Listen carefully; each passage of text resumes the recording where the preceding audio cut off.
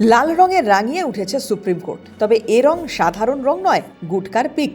গোটা আদালত চত্বরে ভরে রয়েছে গুটকার থুতু। তারই পাশ দিয়ে হেঁটে যাচ্ছেন বিচারপতি, আইনজীবী থেকে বিচার প্রার্থীরা। গা ঘিন ঘিনে এই পরিস্থিতি সামাল দিতে এবার সক্রিয় হলো দেশের সর্বোচ্চ আদালত। গুটখা মুখে আদালত চত্বর নোংরা করা এই সব নেশাড়ুদের উদ্দেশ্যে জারি হলো নির্দেশিকা। শীর্ষ আদালতের তরফে যে নির্দেশিকা জারি করা হয়েছে সেখানে বলা হয়েছে, এমনটা দেখা গিয়েছে আদালতে আসা ব্যক্তিদের অনেকেরই পান মশলা, গুটখা ও তামাক চিবানোর অভ্যেস রয়েছে এবং তারা আদালত পরিসরের দেওয়ালের কোণা, ওয়াশ বেসিন এবং পানীয় জলের জায়গায় থুতু ফেলছেন। এই বদ অভ্যেসের জেরে আদালত চত্বর নোংরা হওয়ার পাশাপাশি জল নিকাশি ব্যবস্থাও ব্যাহত হচ্ছে। শুধু তাই নয়, এই ঘটনায় স্বাস্থ্য সংক্রান্ত ঝুঁকির কথাও স্মরণ করে দিয়েছে আদালত। নির্দেশিকায় বলা হয়েছে, এভাবে থুতু ফেলার অভ্যেসের জেরে সংক্রমণের ঝুঁকি তৈরি হয়। অন্যান্য যারা আদালতে আসেন তাদের জন্য এই ঘটনার সমস্যার কারণ। অতএব যারা এই ধরনের নেশায় অভ্যস্ত তাদের কাছে অনুরোধ, আদালত চত্বরে পান মশলা, গুটখা বা তামাক জাতীয় পণ্য সেবন করবেন না, থুতু ফেলবেন না। সকলের কাছে অনুরোধ, আদালত পরিসর পরিষ্কার রাখতে সহযোগিতা করুন। 2023 সালের এক রিপোর্টে দাবি করা হয়েছিল, যাত্রীদের পান গুটখার পিক পরিষ্কারে প্রতি বছর রেলের খরচ হয় 1200 কোটি টাকা। চাঞ্চল্যকর আরও একটি সমীক্ষা বলছে, গ্রামীণ পরিবারগুলো তাদের মোট ব্যয়ের মাত্র 2.5% শিক্ষা খাতে খরচ করে,